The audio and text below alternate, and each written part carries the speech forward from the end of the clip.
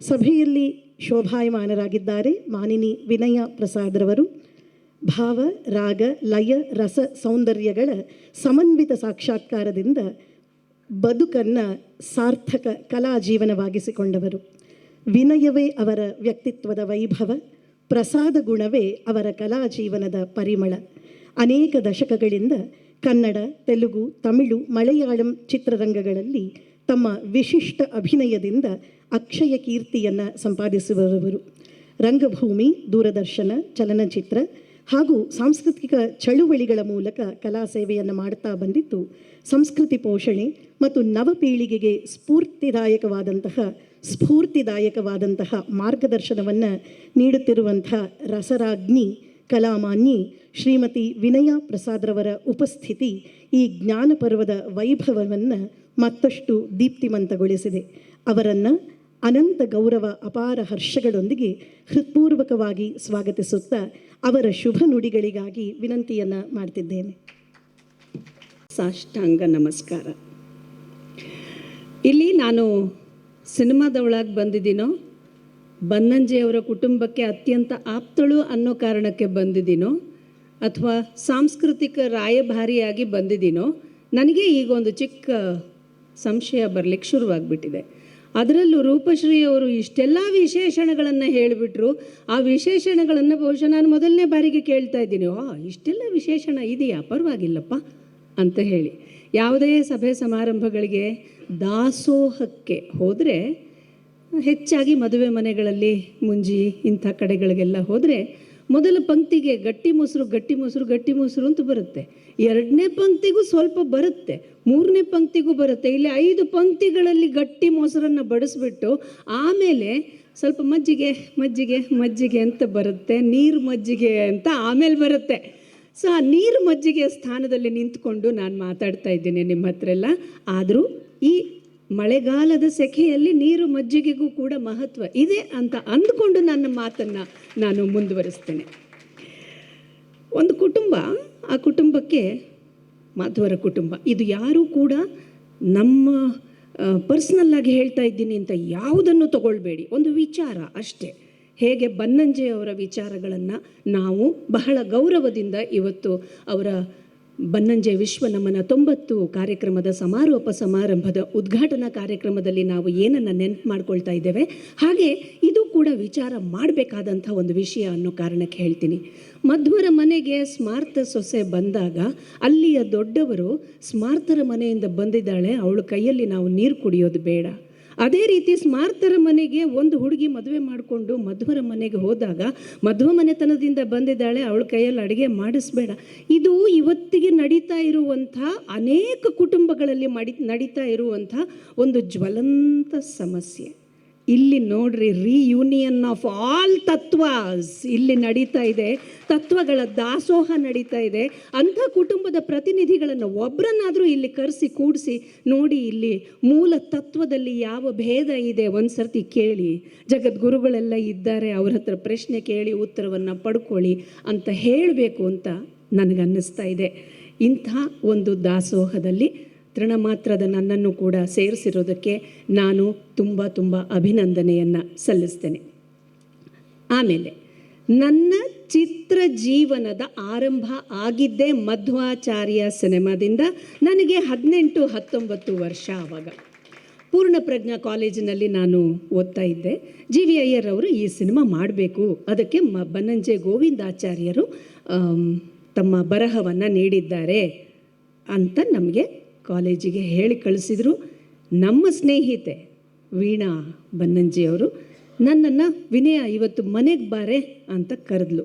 ಕರೆಯುವಂಥದ್ದು ವಿಶೇಷ ಏನೂ ಅಲ್ಲ, ಅವ್ರ ಮನೆ ಅಂಗಳದಲ್ಲೇ ಆಟ ಆಡಿಕೊಂಡು, ಇಲ್ಲಿ ದೇವ್ರ ಮನೆ ಒಂದು ನೋಡ್ತಿರಲ್ಲ, ಈಶಾವಾಸ್ಯಂ, ಬನ್ನಂಜೆ ಗೋವಿಂದಾಚಾರ್ಯರು ಜೀವನ ಮಾಡ್ತಾ ಇದ್ದಂಥ ಆ ಮನೆ ಈಶಾವಾಸ್ಯಂನ ಪ್ರತಿಯೊಂದು ಗೆರೆಯೂ ಕೂಡ ಅವಳ ಎಲ್ಲ ಗೆಳತಿಯರಿಗೂ ಕೂಡ ಗೊತ್ತಿತ್ತು. ಅಲ್ಲೆಲ್ಲ ನಾವು ಆಟ ಆಡಿದ್ದೀವಿ, ಅಲ್ಲೆಲ್ಲ ನಾವು ಓಡಾಡಿದ್ದೀವಿ. ಒಂದು ವಿಷಯ ಬಿಟ್ಟು ಮತ್ತೆಲ್ಲ ಗೊತ್ತಿತ್ತು ನಮಗೆ. ಯಾವ ವಿಷಯ ಗೊತ್ತಿರಲಿಲ್ಲ ಅಂತಂದರೆ ಬನ್ನಂಜೆ ಗೋವಿಂದಾಚಾರ್ಯರ ಪಾಂಡಿತ್ಯದ ಮಟ್ಟ, ಅದು ಒಂದು ಗೊತ್ತಿರಲಿಲ್ಲ ನಮಗೆ. ಅವ್ರು ನಮ್ಮನ್ನು ಒಂದು ಸರ್ತಿ ಹೀಗೆ ನೋಡ್ತಿದ್ರು ಕನ್ನಡಕದ ಕಣ್ಣಿನಿಂದ. ಆಗ ಏನಾದರೂ ತಪ್ಪು ಮಾಡಿಬಿಟ್ವೇನೋ ಅನ್ನೋ ಭಾವನೆಯಿಂದ ತಲೆ ತಗ್ಗಿಸ್ಕೊಂಡು ಈ ಕಡೆ ಬರ್ತಾ ಇದ್ವಿ. ಆದರೆ ನಾವು ಶಾಲೆಗೆ ಹೋಗುವಾಗದಿಂದ ಅವರ ಪ್ರವಚನಗಳನ್ನು ಕೇಳೋದಕ್ಕೆ ಕೃಷ್ಣ ಮಠದ ಆವರಣಕ್ಕೆ, ಅಂದರೆ ರಥಬೀದಿಯ ಆವರಣಕ್ಕೆ ಓಡಿ ಓಡಿ ಹೋಗ್ತಾ ಇದ್ವಿ. ನಮಗೆ ಇದ್ದಂಥ ಅತ್ಯಂತ ಮಹತ್ವಪೂರ್ಣವಾದ ಮನರಂಜನೆ ಬನ್ನಂಜೆ ಗೋವಿಂದಾಚಾರ್ಯರ ಪ್ರವಚನಗಳು. ಅಬ್ಬಾ, ಅವರು ಒಂದೊಂದು ದೃಷ್ಟಾಂತವನ್ನು ಕೊಡ್ತಿದ್ರು ರೀ. ಅಂದರೆ ನಾನೀಗ ಹೇಳೋದು, ಈಗ ಸಿನಿಮಾ ಇದೆ, ಟಿ ವಿ ಸೀರಿಯಲ್ ಇದೆ, ನಾಟಕಗಳಿದೆ, ಎಲ್ಲ ಇದೆ. ಇದ್ರ ಮಧ್ಯದಲ್ಲಿ ವೆಬ್ ಸೀರೀಸ್ ಅಂತ ಇನ್ನೊಂದು ಬಂದು ಅದು ಕೂಡ ಸೂಪರ್ ಹಿಟ್ ಆಗ್ತಾ ಇದೆಯಲ್ಲ. ಇದಕ್ಕೆ ಕಾರಣ ಏನು ಹೇಳಿ? ಪ್ರಖರವಾದ ವಿಚಾರಗಳನ್ನು ಅಷ್ಟೇ ಪ್ರಖರವಾಗಿ ನಮ್ಮ ಮುಂದೆ ಇಡ್ತಾ ಇದ್ದಾರೆ ಅಂತ. ಇದಕ್ಕೊಂದು ಚಿಕ್ಕ ನಿದರ್ಶನ ಕೊಡ್ತೀನಿ ನಾನು.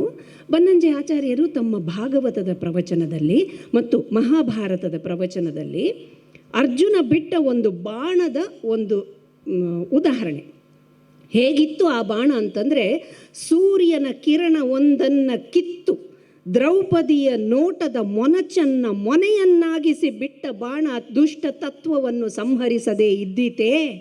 ಇದು ಇವರು ನೋಡಿ, ಇವರು ಒಂದೊಂದು ಮಾತುಗಳನ್ನು ನಾವು ಅದು ಎಷ್ಟು ತುಂಬ ಆಸಕ್ತರಾಗಿ ಕೇಳ್ತಿದ್ವಿ ಅಂತಂದರೆ, ಅಬ್ಬಾ ಎಂಥ ದೃಷ್ಟಾಂತ, ಎಂಥ ಉದಾಹರಣೆ. ಇದು ನನಗೆ ಎಲ್ಲಿ ಉಪಯೋಗ ಆಗ್ತಿತ್ತು ಅಂತ ಹೇಳ್ತೀನಿ. ಕಾಲೇಜಿನಲ್ಲಿ ಪ್ರಬಂಧ ಸ್ಪರ್ಧೆಗಳಿರ್ತಾ ಇದ್ವು. ಆಗ ಈಗದ ಹಾಗೆ ಕಾಪಿರೈಟ್ ಇಶ್ಯೂಸ್ ಎಲ್ಲ ಇರಲಿಲ್ಲ, ಆಯಿತಾ. ಪ್ರಬಂಧ ಸ್ಪರ್ಧೆಗಳು ಇರ್ತಾ ಇದ್ವು. ಯಾವುದೋ ಒಂದು ವಿಷಯದ ಬಗ್ಗೆ ಪ್ರಬಂಧ ಅಂತ ಕೊಟ್ಟಾಗ ಬನ್ನಂಜೆ ಆಚಾರ್ಯರು ಮಾತಾಡಿದ ಪ್ರವಚನದ ಒಂದೊಂದು ಭಾಗವನ್ನು ನಾನು ತಗೊಂಡು ನನ್ನ ವಿಷಯಕ್ಕೆ ಅಳವಡಿಸಿಕೊಂಡು ಪ್ರಬಂಧ ಬರೆದು ಫಸ್ಟ್ ಪ್ರೈಸ್ ತಗೊಳ್ತಾ ಇದ್ದೆ. ಆದ್ದರಿಂದ ಆ ಪ್ರೈಸ್ಗಳು ಎಲ್ಲವೂ ಕೂಡ ಬನ್ನಂಜೆ ಆಚಾರ್ಯರ ವಾಗ್ಝರಿಗೆ, ವಿಚಾರ ಝರಿಗೆ ಸಲ್ಲಬೇಕು ಅಂತ ನಾನು ಹೇಳ್ತೀನಿ. ಈ ಪ್ರವಚನಗಳು ನಮ್ಮನ್ನು ಎಷ್ಟು ಇನ್ಫ್ಲೂಯೆನ್ಸ್ ಮಾಡಿತ್ತು ಅಂತಂದರೆ, ಹೋದಲ್ಲಿ ಭಾಷಣ ಮಾಡುವಾಗಲೂ, ಈಗಲೂ ಕೂಡ ನೋಡಿ, ಈಗ ಮಾತಾಡುವಾಗಲೂ ಕೂಡ ಬನ್ನಂಜೆ ಆಚಾರ್ಯರ ಒಂದು ರೆಫರೆನ್ಸನ್ನು ತೊಗೊಂಡು ಮಾತಾಡ್ಲಿಕ್ಕೆ ಹೊರಟ್ರೆ ಗಂಟೆಗಟ್ಟಲೆ ಮಾತಾಡ್ತಾ ಹೋಗ್ಬೋದು. ಅಲ್ಲ, ಅಷ್ಟೆಲ್ಲ ಮಾತಾಡಲ್ಲ, ಹೆದರಿಸ್ತಾ ಇಲ್ಲ ನಿಮ್ಮನ್ನು, ಆದರೂ ಮಾತಾಡ್ತಾ ಹೋಗ್ಬೋದು. ಅಂಥ ಒಂದು ತಿಳಿವಿನ ಮಾತು ನಮ್ಮ ಮನಸ್ಸಿಗೆ ಯಾವತ್ತೂ ಕೂಡ ಬಂದಿತ್ತು. ಆಮೇಲೆ ಅವರ ಬರಹಗಳನ್ನು ಓದ್ತಾ ಹೋಗುವಾಗ ಒಂದು ಮಾತನ್ನು ಅವರು ಬರೀತಾ ಇದ್ರು. ಕೈ ಬೀಸಿ ಈಸುವವನು ದಡವನ್ನು ಸೇರಬಲ್ಲ, ಆದರೆ ಮುತ್ತು ರತ್ನ ಸಿಗಬೇಕಾದರೆ ಆಳಕ್ಕೆ ಇಳಿಯಬೇಕು ಅಂತ. ಅಂಥ ಒಂದು ಮಾರ್ಗದರ್ಶನದ ನುಡಿ ಪೂರ್ಣಪ್ರಜ್ಞಾ ಕಾಲೇಜು ಉಡುಪಿಯಲ್ಲಿ ಓದ್ತಾ ಇದ್ದಂಥ ಅನೇಕ ವಿದ್ಯಾರ್ಥಿಗಳನ್ನು ಬಹಳವಾಗಿ ಪ್ರಭಾವಿತರನ್ನಾಗಿ ಮಾಡಿದೆ. ಸುಮ್ಮನೆ ಕೈ ಬೀಸ್ಕೊಂಡು ಈಸ್ತಾ ಹೋಗೋದಲ್ಲ, ಏನಿದೆ ಅಂತ ಹುಡುಕೋಣ ಅಂತ. ಈಗ ವಿದ್ವಜ್ಜನರು ಮಾತಾಡುವಾಗ ಅವರ ಮಾತಿನ ಸಾರದಲ್ಲೂ ಕೂಡ ಅದೇ ಮಾತು ಬಂದು ಹೋಯಿತು. ನಂತರದ ದಿನಗಳಲ್ಲಿ 4 ತಂತಿ ದತ್ತಾತ್ರೇಯ ರಾಮಚಂದ್ರ ಬೇಂದ್ರೆಯವರು ಬರೆದಂತಹ ಜ್ಞಾನಪೀಠ ಪ್ರಶಸ್ತಿಗೆ ಪುರಸ್ಕೃತವಾದಂತಹ ಕೃತಿ 4 ತಂತಿಗೆ ನಮ್ಮ ಬನ್ನಂಜೆ ಗೋವಿಂದಾಚಾರ್ಯರು, ನೋಡಿ, ನಮ್ಮ ಬನ್ನಂಜೆ ಗೋವಿಂದಾಚಾರ್ಯ ಹೇಳೋದಕ್ಕೆ ಹೆಮ್ಮೆ ಅಲ್ಲ, ಖುಷಿ ಅಲ್ಲ, ನಮ್ಮ ಬನ್ನಂಜೆ ಗೋವಿಂದಾಚಾರ್ಯರು ಭಾಷ್ಯವನ್ನು ಬರೆದಿದ್ದರಂತೆ. ಅದನ್ನು ಕೇಳಿಸ್ಕೊಂಡ ಬೇಂದ್ರೆಯವರು ತುಂಬ ಉತ್ಕಟವಾಗಿದೆ, ಇದು ತುಂಬ ಉತ್ಕೃಷ್ಟವಾಗಿದೆ ಅಂತ ಹೇಳಿದ್ರಂತೆ. ಅದರ ಒಂದು ಕಾಪಿ ಬೇಕು ಅಂತ ನಾನು ವೀಣಮ್ಮನ ಹಿಂದೆ ಬಿದ್ದಿದ್ದೀನಿ. ಅದು ಇದುವರೆಗೂ ನನಗೆ ಸಿಕ್ಕಿಲ್ಲ. ಅದರ ಉಲ್ಲೇಖಗಳು ಮಾತ್ರ ಅಲ್ಲಿ ಇಲ್ಲಿ ಸಿಕ್ಕಿವೆ. ಯಾಕಂದರೆ ಒಂದು ಮಾತನ್ನು 4 ತಂತಿ ಅನ್ನೋದ್ರ ಬಗ್ಗೆ ಅನೇಕ ಜನ ವಿಶ್ಲೇಷಣೆ ಮಾಡಿದ್ದಾರೆ. ನಮ್ಮ ಬನ್ನಂಜೆಯವರು ಮಾಡಿದಂಥ ಒಂದು 4-5 ತಂತುವಾಕ್ಯಗಳು ಅದಕ್ಕೆ ಹೆಚ್ಚಿನ ಒಂದು ತಂತಿನಾದವನ್ನು ನೀಡಿದೆ ಅಂತ ಹೇಳಿ ನಾನು ಹೇಳೋದಕ್ಕೆ ಇಷ್ಟಪಡ್ತೀನಿ. ಹಾಗೆ ನಮ್ಮಲ್ಲಿ ಇಲ್ಲಿ ವೇದಿಕೆಯ ಮೇಲೆ ನಮ್ಮ ವಿದ್ಯಾಭೂಷಣರಿದ್ದಾರೆ, ಆದರ್ಶಪ್ರಾಯರು. ನಮ್ಮ ಮನೆಗೆ ಒಂದು ಸರ್ತಿ ಅವರನ್ನು ಊಟಕ್ಕೆ ಕರೆದಿದ್ವಿ, ಆಯಿತಾ. ಕರೆದಾಗ ಹೇಳಿದರು, ಆಗಷ್ಟೇ ಅವರು ತಮ್ಮ ಜೀವನದಲ್ಲಿ ಒಂದು ಬದಲಾವಣೆಯ ಇದನ್ನು ಕಂಡಂಥ ಸಮಯ. ನಾನು ಡೈನಿಂಗ್ ಟೇಬಲ್ ಮೇಲೆ ಕೂತು ಊಟ ಮಾಡೋದಿಲ್ಲ, ನಾನು ನೆಲದಲ್ಲಿ ಕೂತು ಊಟ ಮಾಡ್ತೇನೆ. ಊಟ ಬರೋದಿಲ್ಲ ಅಂತ ಹೇಳಿಲ್ಲ ಅವರು, ನೆಲದಲ್ಲಿ ಕೂತು ಊಟ ಮಾಡ್ತೇನೆ.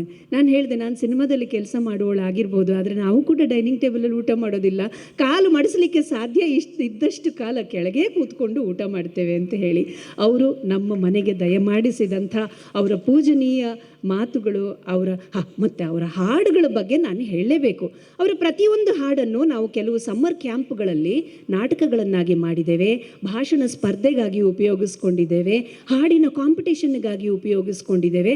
ಇವತ್ತಿಗೂ ಕೂಡ ವಿದ್ಯಾಭೂಷಣರ ಹಾಡನ್ನು ಯಾರಾದರೂ ಹಾಡಿದ್ದಾರೆ ಅಂತಂದರೆ ನೋಡೋಣ, ಅವರಷ್ಟೇ ಭಕ್ತಿ ಪ್ರಧಾನವಾಗಿ ಒಂದು ಸತಿ ಹಾಡಲಿ, ಭಕ್ತಿ ರಸವನ್ನು ತುಂಬಿಕೊಂಡು ಹಾಡಲಿ ಅನ್ನುವಂಥ ಚಾಲೆಂಜನ್ನು ಇವತ್ತಿನ ಮಕ್ಕಳು ಎಷ್ಟೇ ವಿದ್ವತ್ಪೂರಿತವಾಗಿ ಹಾಡುವಂಥವರಾಗಿರಲಿ, ಆ ಭಕ್ತಿ ರಸದ ಆಸ್ವಾದನೆ ಇದೆಯಲ್ಲ, ಅದು ಅವರಿಗೆ ತುಲ್ಯ ಬಹುಶಃ ಯಾರೂ ಇಲ್ಲ ಅಂತ ನಾನು ಹೇಳ್ತೀನಿ. ಇಲ್ಲಿ ನಾನು ವಿದ್ವತ್ಪೂರಿತವಾಗಿ ಮಾತಾಡೋದಕ್ಕೆ ನನಗೆ ಯಾವ ಜ್ಞಾನವೂ ಇಲ್ಲ. ನನ್ನ ಅನುಭವವನ್ನು ಬನ್ನಂಜೆಯವರ ಕುಟುಂಬ, ಬನ್ನಂಜೆಯವರ ಬಳಗ ಇವರ ಮುಂದೆ ನಾನು ಹಂಚಿಕೊಳ್ಳೋ ಪ್ರಯತ್ನ ಮಾಡಬಹುದಷ್ಟೇ. ವೀಣಾ ಮತ್ತು ನನ್ನ ಸ್ನೇಹ ಇಷ್ಟು ವರ್ಷಗಳ ಕಾಲ, ಎಷ್ಟು ವರ್ಷಗಳ ಕಾಲ? 45 ವರ್ಷಗಳ ಕಾಲ ನಡೀತಾ ಬಂದಿದೆ. ಇನ್ನೂ ಕೂಡ ಹೀಗೆ ನಡೀತಾ ಬರಲಿ. ಅವಳಲ್ಲಿರುವಂಥ ಅಪಾರವಾದ ಸಂಘಟಕ ಶಕ್ತಿಯನ್ನು ನಾನು ನಿಬ್ಬೆರಗಾಗಿ ನೋಡ್ತೀನಿ. ಯಾವುದೋ ಒಂದು ಹಳ್ಳಿಗೆ, ಕಲ್ಲಹಳ್ಳಿಗೆ ಹೋಗ್ತಾರೆ, ಬೇರೆ ಹೆಚ್ಚು ಖರ್ಚೇ ಇಲ್ಲದೆ ಬರೀ ಗ್ರಾವಿಟೇಷನಲ್ ಫೋರ್ಸ್ನಲ್ಲಿ ಮಹಾನದಿಯಿಂದ ಆ ಕಲ್ಲಹಳ್ಳಿಗೆ ನೀರನ್ನು ಹರಿಸ್ತಾರೆ, ಅಲ್ಲಿ ಗೋಶಾಲೆ ಮಾಡ್ತಾರೆ, ಅಲ್ಲಿ ದ್ರಾಕ್ಷಿ ಬೆಳೆಯನ್ನು ಬೆಳೆಸಿ ಎಕ್ಸ್ಪೋರ್ಟ್ ಮಾಡ್ತಾರೆ. ಇದಕ್ಕಿಂತ ಒಂದು ದೊಡ್ಡ ಸಂಘಟಕ ಶಕ್ತಿ ಬೇಕಾ? ಬನ್ನಂಜೆ ಪ್ರತಿಷ್ಠಾನದಂಥ ಪ್ರತಿಷ್ಠಾನವನ್ನು, ಅವರ ಶಿಷ್ಯವರ್ಗವನ್ನೆಲ್ಲ ಒಟ್ಟು ಹಾಕಿ ಈ ಒಂದು ಕಾರ್ಯಕ್ರಮಕ್ಕೆ ನಾನು ಹೇಳೋದು ಎಷ್ಟು ಬೆನ್ನು ಬೀಳಬೇಕಾಗುತ್ತೆ ಅಂತ. ಈಗ ನಾನು ಕೂಡ ಸಾಕಷ್ಟು ಬ್ಯುಸಿಯಾಗಿ ಕೆಲಸ ಮಾಡ್ತಾ ಇರುವಂಥ ನಟಿ ಮತ್ತು ಅಷ್ಟೇ ಕುಟುಂಬದಲ್ಲಿ ತೊಡಗಿಸಿಕೊಂಡಿರುವಂಥ ಒಬ್ಬ ಮಹಿಳೆ. ವಿನಿ ನೀನು ಬರಬೇಕು, ವಿನಿ ಅಂತಲೇ ಕರೆಯೋದು, ವಿನಿ ನೀನು ಬರಬೇಕು, ಈ ಕಾರ್ಯಕ್ರಮಕ್ಕೆ ನೀನು ಬರಬೇಕು. ಆ ವೀಣಾ ಮಾತನ್ನು ತಳ್ಳಿ ಹಾಕೋದಕ್ಕೆ ಸಾಧ್ಯನೇ ಇಲ್ಲ. ಅಲ್ಲ, ಅಷ್ಟು ನಿಸ್ಪೃಹವಾದಂಥ, ನೀನು ಈ ಕಾರ್ಯಕ್ರಮದಲ್ಲಿ ಭಾಗವಹಿಸೋದಕ್ಕೆ ಯೋಗ್ಯಳು ಅನ್ನುವಂಥ ಒಂದು ಸ್ಥಾನವನ್ನು ನನಗೆ ಕೊಟ್ಟದ್ದಕ್ಕಾಗಿ ವೀಣಾ ಬನ್ನಂಜೆಯವರಿಗೆ ನಾನು ಹೃತ್ಪೂರ್ವಕ ಧನ್ಯವಾದವನ್ನು ಹೇಳ್ತೇನೆ. ಈ ಮುಕುಂದ್ ಅವರು, ಮಲ್ಲೇಪುರಂ ಅವರು, ನಮ್ಮ ಚಿಕ್ಕಮಗಳೂರಿನ ಸ್ವಾಮೀಜಿಗಳು, ಇವರೆಲ್ಲರ ಒಂದು ಸಹಕಾರ, ಇವರೆಲ್ಲರ ಒಂದು ಆಶೀರ್ವಾದ ಇಲ್ಲದೇನೆ ಇಂಥ ಒಂದು ಅದ್ಭುತವಾದ ಕಾರ್ಯಕ್ರಮವನ್ನು ರೂಪಿಸೋದಕ್ಕೆ ಬಹಳ ಕಷ್ಟ ಇದೆ. ಹಾಗೆ ಬನ್ನಂಜೆಯ ಅಭಿಮಾನಿಗಳು ನೀವೆಲ್ಲರೂ ಕೂಡ ನಿಮ್ಮೆಲ್ಲ ಧನಾತ್ಮಕ ದೃಷ್ಟಿಕೋನವನ್ನು ಇಟ್ಟುಕೊಂಡು ಇಲ್ಲಿ ಬಂದು ಗಹನ ತತ್ವಗಳನ್ನು ಕೇಳಿ ಈ ರೀಯೂನಿಯನ್, ಒಂಥರ ಹಿಸ್ಟಾರಿಕಲ್ ರೀಯೂನಿಯನ್ ಆಫ್ ಆಲ್ 3 ಸೇಕ್ರೆಡ್ ತತ್ವಾಸ್, ಇದನ್ನೆಲ್ಲ ನೀವು ನೋಡಿದ್ದೀರಿ, ಆಸ್ವಾದಿಸಿದ್ದೀರಿ. ನನಗೂ ಕೂಡ ಇದನ್ನು ನೋಡುವಂಥ ಅವಕಾಶ ಒದಗಿ ಬಂದಿದೆ. ಈ ಮಧ್ವಾಚಾರ್ಯ ಚಲನಚಿತ್ರದ ಬಗ್ಗೆ ನಾನಾಗಲೇ ಹೇಳ್ತಾ ಇದ್ದೆ. ಅಲ್ಲಿ ಒಂದು ಮಾತು ಹೇಳ್ತೀನಿ. ಅಲ್ಲಿ ನಾನಾಗ ಪೂರ್ಣಪ್ರಜ್ಞಾ ಕಾಲೇಜಿನಲ್ಲಿ ಹವ್ಯಾಸಿ ರಂಗಭೂಮಿಯ ನಟಿಯಾಗಿ ನಾನು ನಟಿಸ್ತಾ ಇದ್ದೆ. ಹಾಗೆ ಆ ಶುಭಾಷಣಗಳಲ್ಲಿ ನಾನು ಸ್ಪರ್ಧೆಗಳಲ್ಲಿ ಭಾಗವಹಿಸ್ತಾ ಇದ್ದೆ. ಆ ಸಮಯದಲ್ಲಿ ರಾಣಿಯರಾಗಿ ರಾಜ ಮಧ್ವರ ಆಸ್ಥಾನಕ್ಕೆ ಮಧ್ವಾಚಾರ್ಯರು ರಾಜರ ಆಸ್ಥಾನಕ್ಕೆ ಬರ್ತಾರೆ.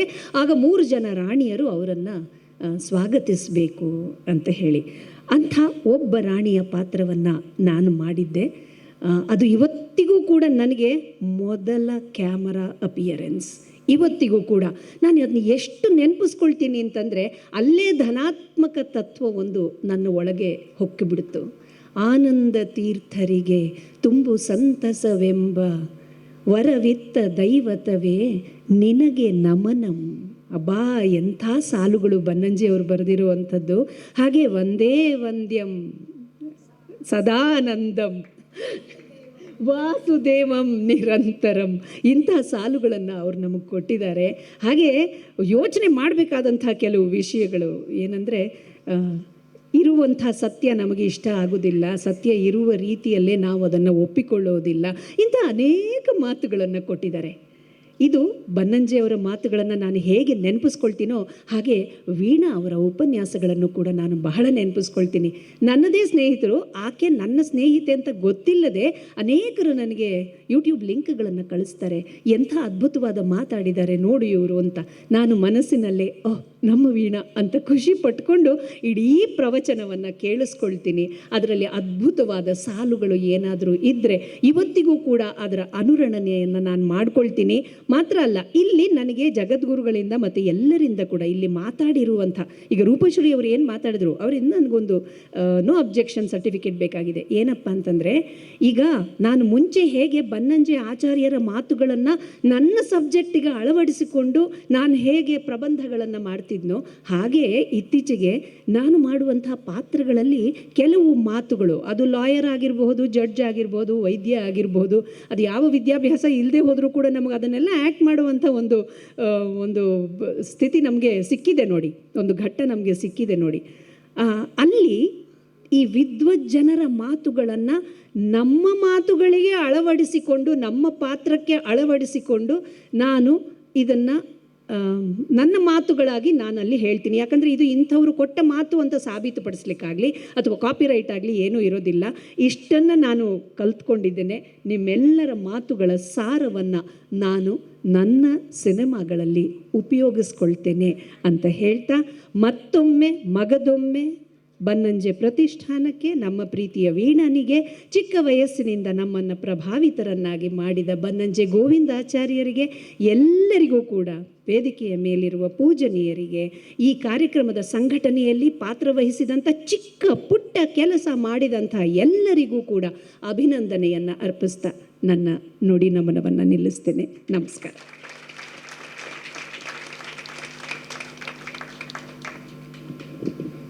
ಇದು ವಿನಯ ಪ್ರಸಾದರ ಶೈಲಿ. ಕಚ್ಚಿದರೆ ಕಬ್ಬು, ಹಿಂಡಿದರೆ ಜೇನು. ಹೀಗೊಂದು ರೀತಿಯಲ್ಲಿ ಪ್ರಭಾವಕ್ಕೆ ಒಳಗಾಗಲಿಕ್ಕೆ ಆಗುತ್ತದೆ ಎನ್ನುವುದನ್ನು ತೋರಿಸಿ, ಆ ವಲಯದಲ್ಲಿ ಪ್ರಭೆಯಂತೆ ಮಿನುಗಿದವರಿಗೆ ಸುಮಾ ಎಲ್ ಎನ್ ಶಾಸ್ತ್ರಿಯವರು ವೇದಿಕೆಗೆ ಬಂದು ಕಿರು ಗೌರವವನ್ನು ನೀಡಬೇಕು ಅಂತ ಕೇಳಿಕೊಡ್ತಾ ಇದ್ದೇನೆ.